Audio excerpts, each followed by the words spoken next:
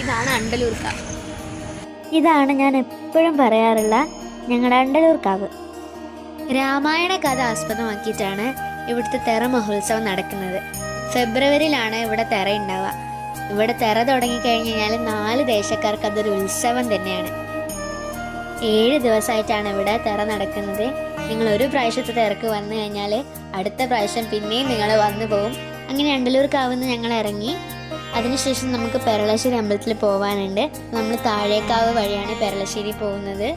ഇപ്പം നിങ്ങൾ കണ്ടുകൊണ്ടിരിക്കുന്നതാണ് താഴേക്കാവ്. താഴേക്കാവിൽ വെച്ചിട്ടാണ് ഉത്സവ സമയത്ത് ആട്ടം നടക്കുന്നത്. അങ്ങനെ നമ്മൾ പെരളശ്ശേരി അമ്പലത്തിൽ എത്തിയിട്ടുണ്ട്. ഈ കുളത്തിൽ നിറയെ മീനാണ്. അങ്ങനെ കുളത്തിൽ നിന്ന് കാലെല്ലാം കഴുകി നമ്മൾ നേരെ അമ്പലത്തിൻ്റെ ഉള്ളിലേക്ക് കയറി. പെരളശ്ശേരി അമ്പലത്തിൽ വന്നാൽ എനിക്ക് ഏറ്റവും ഇഷ്ടം ഇവിടുത്തെ പായസമാണ്. അങ്ങനെ കുറച്ച് നേരം അവിടുന്ന് പായസം എല്ലാം കഴിച്ചിരുന്നു. ശേഷം തൊട്ട് താഴെയുള്ള ശ്രീകൃഷ്ണ ക്ഷേത്രത്തിലും കൂടി പ്രാർത്ഥിച്ചിട്ട് നമ്മൾ അവിടെ നിന്ന് ഇറങ്ങി. എനിക്കിങ്ങനത്തെ എന്തെങ്കിലും ഷോപ്പ് കണ്ടു കഴിഞ്ഞാൽ എന്തെങ്കിലും വാങ്ങിയിട്ടില്ലെങ്കിൽ ഒരു സമാധാനം കിട്ടില്ല. അപ്പോൾ അവിടുന്ന് കുറച്ച് ക്ലിപ്പും സാധനങ്ങളെല്ലാം വാങ്ങിയിട്ട് നമ്മൾ നേരെ പോയത് ഇവിടെ അടുത്തുള്ളൊരു തൂക്കുപാലം കാണാൻ വേണ്ടിയിട്ടാണ്. കാണുന്നതിൽ നല്ല ഇളക്കം ഉണ്ടായിരുന്നു.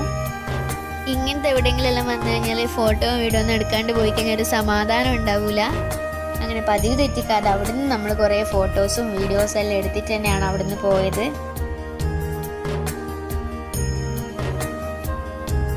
നമ്മളങ്ങനെ തിരിച്ചു പോകുന്ന വഴിക്ക് കുറച്ച് ഐസ്ക്രീമും സാധനങ്ങളെല്ലാം വാങ്ങിയിട്ടാണ് പോയത്. അപ്പോൾ ഇന്നത്തെ വീഡിയോ ഇത്രയേ ഉള്ളൂ. ബൈ.